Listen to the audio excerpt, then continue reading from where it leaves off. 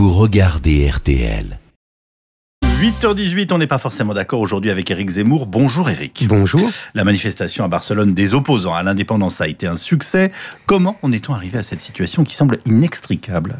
Les indépendantistes catalans n'ont pas de chance. Ils arrivent trop tard, dans une Europe trop vieille, où on a le patriotisme honteux, où les élites se la jouent citoyens du monde et grands Européens. Le nationalisme est vu par nos progressistes d'aujourd'hui comme une maladie honteuse qu'il faut éradiquer. Le nationalisme catalan est pourtant né au XIXe siècle. À l'époque, toute l'Europe veut imiter la Révolution française. On appelle cela le principe des nationalités. Et c'est la gauche qui porte cette espérance. Le nationalisme catalan repose sur une langue commune, une culture, une histoire, comme l'Allemagne ou l'Italie, qui se sont forgées à la même époque, mais pas la Catalogne.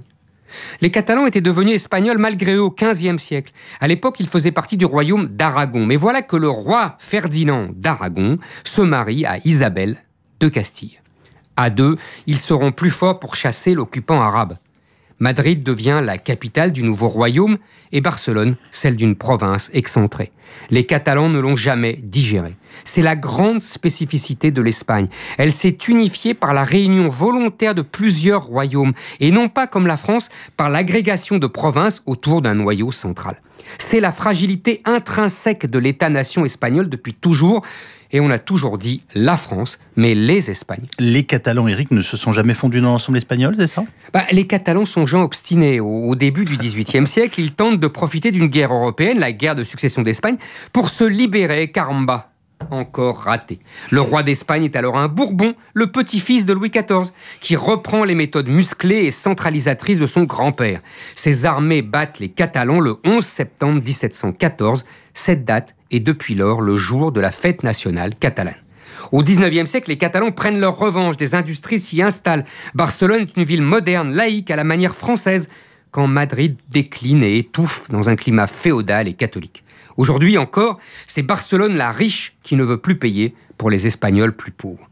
À chaque fois que la Catalogne se révolte, Madrid réprime. Un général espagnol dira « Il faut bombarder Barcelone au moins tous les 50 ans ». Le général Franco appliquera cette maxime sans faiblesse.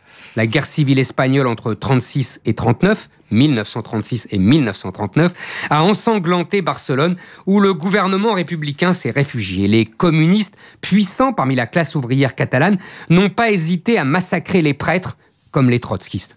La répression franquiste s'abat alors sur une ville déjà meurtrie.